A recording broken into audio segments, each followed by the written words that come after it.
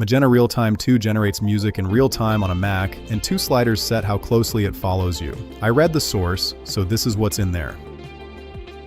Magenta is Google DeepMind's music team. They've been building machine learning instruments for about 10 years. NSynth, DDSP, Piano Genie. RealTime 2 is the current one, and it's open. The Python library and the C++ inference engine are on GitHub. The weights are on Hugging Face. You can run the whole thing locally. 3 components. SpectroStream is the codec. Stereo 48K in. Tokens out at 25 Hz. Musicoca puts text and audio in one embedding space, so the phrase heavy metal lands near an actual clip of heavy metal. Then the language model. Base attends to 1 second per layer, 20 layers deep, which stacks up to 20 seconds of context without paying for one long window.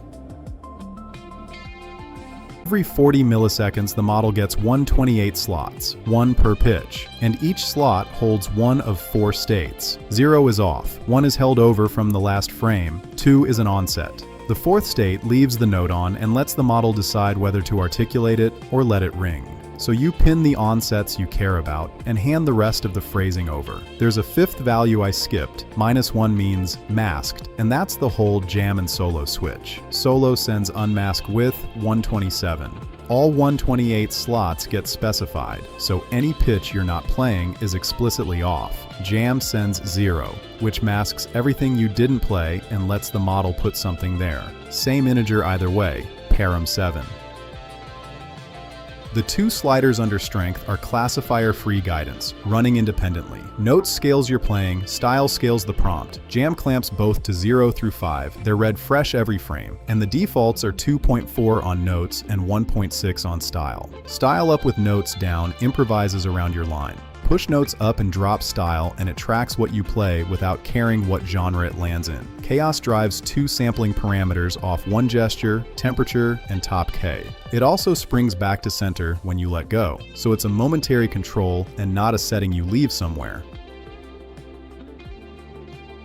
2 things in the code worth knowing. The quantization isn't a straight round down to 4 bits. GPTQ collects activations from a calibration pass, then compensates each rounding error against the columns it hasn't quantized yet. And there's a test comparing MLX to the GIAX reference bit for bit. Writing it turned up that MLX averages in B float 16, where GIAX upcasts to float 32, which leaves a model sounding slightly wrong with nothing failing.